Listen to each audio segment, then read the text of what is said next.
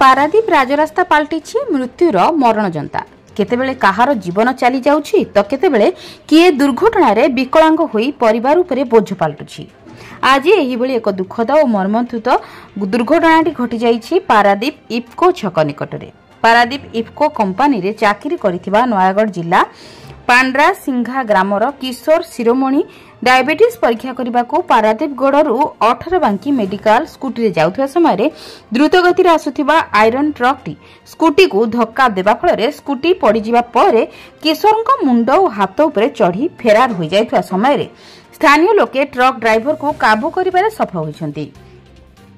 तबे ड्राइवर जनक अत्यधिक निशा सेवन करथिबा स्थानीय लोके अभियोग आनिबा सहित उत्त्यक्त लोके ड्राइवर को निर्धूम छेचिछन्ति। तेबे घटनास्थल रे उत्तेजना परिस्थिति सृष्टि हेबा सहित क्षतिपूरण दाबी रे उत्त्यक्त लोके राजपथ अवरोध करबा फल राजपथ रे शताधिक जानवाहन अटक रहिछि।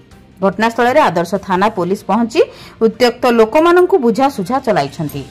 जगतसिंहपुर संतोष मलंक रिपोर्ट, जन अधिकार लाइव।